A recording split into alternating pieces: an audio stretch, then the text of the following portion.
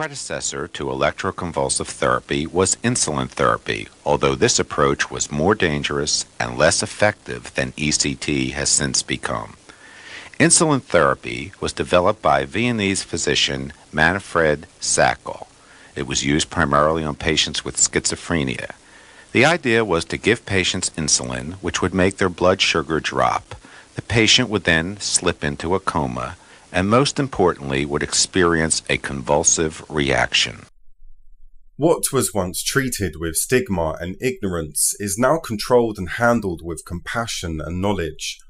Thanks to groundbreaking mental health therapies, particularly in the field of schizophrenia, clinical professionals can now track the onset of this disorder by using MRI technology, allowing them to develop new treatments for schizophrenic patients. Sadly, many countries still operate institutions like asylums, where patients are locked away and left to rot. These 15 haunting photos of insane asylums serve as a stark reminder of how society's attitude has changed towards mental health and how far we still have to go.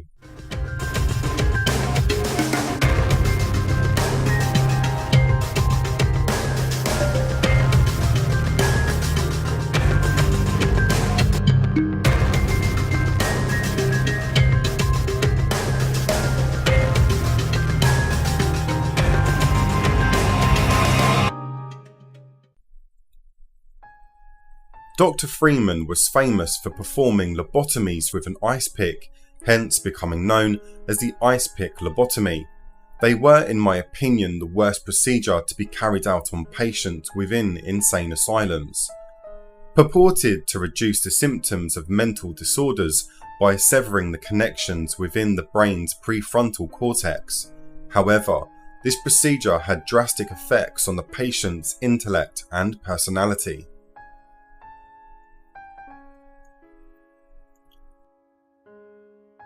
The restraint was designed to control the behaviour of paediatric patients within what was called the lunatic room at a Dutch hospital in 1938. The child could not move and must have felt extremely claustrophobic and distressing.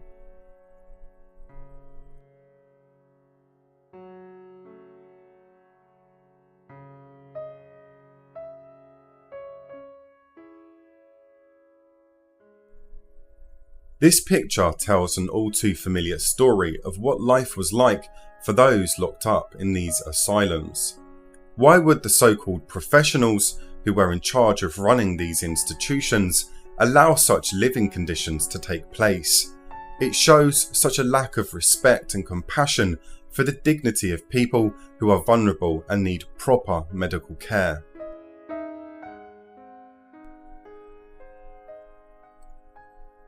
In the early days of this therapy, doctors used high doses of electricity and did not use anesthesia, which led to bone fractures, memory loss, and other severe side effects.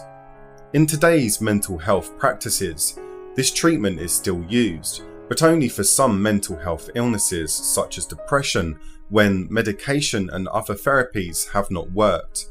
It is performed using low doses of electricity and a general anaesthetic to ensure patient safety. Was it really necessary to apply this many restraints to this man? No wonder they were called insane asylums, and it wasn't the patients who were insane.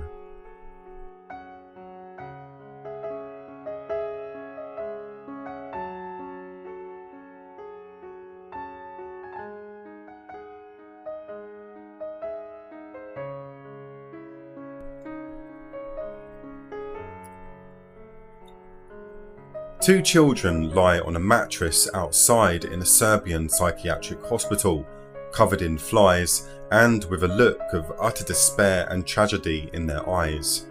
This is honestly one of the most heartbreaking photos in this video. No child should ever have to live a life like this.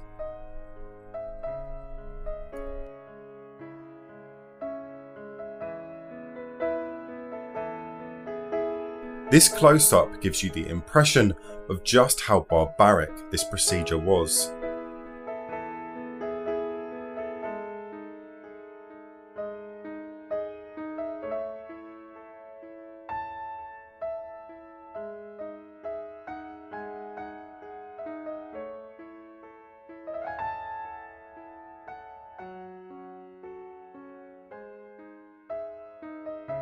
a patient has been chained to their bed with nothing more than a few pots and pans for company.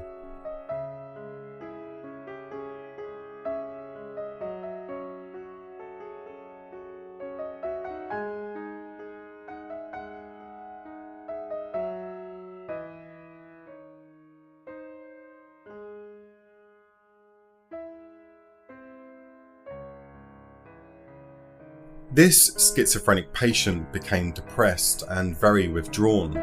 The look in his eyes says everything that we need to know.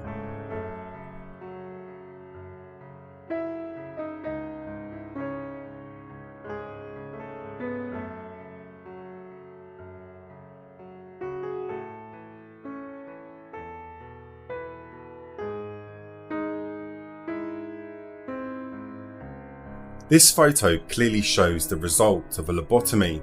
You can see just how damaging it has been to this patient. He also bears a huge scar on his head, perhaps another procedure that was inflicted on him, no doubt, without consent.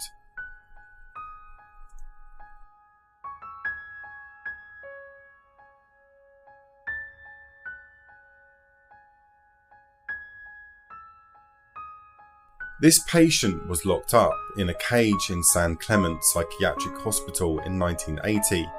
Although it was 38 years ago, it doesn't seem that far back in time that people were still being treated like this. Utterly shocking.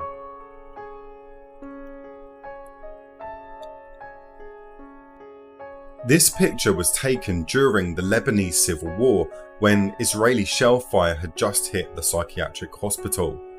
The patients can be seen moving one another with the intention of reaching a safer position within the building. As if life wasn't hard enough for them already, they had to endure the collateral damage of war as well. The look on this young man's face is that of sorrow and frustration. This photo was taken in yet another Serbian psychiatric hospital, at a time when the impacts of economic shortfalls were having drastic effects on healthcare and the lives of those who worked within it. Lack of funding for the hospitals exacerbated the situation, and thus the patients and buildings were neglected.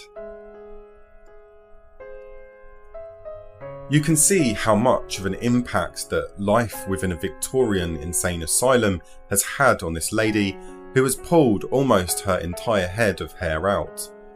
I can only imagine the things and sights that she was subjected to. She most likely had trichotillomania, which is where people have the urge to pull out their own hair, often as a result of a stressful situation. I thought that I would end the video with this image. I'm not entirely sure why I find this picture so haunting. Perhaps it's because he is curled up in the fetal position in an Indonesian asylum. A person taking up the fetal position is indicative of suffering extreme physical or psychological trauma.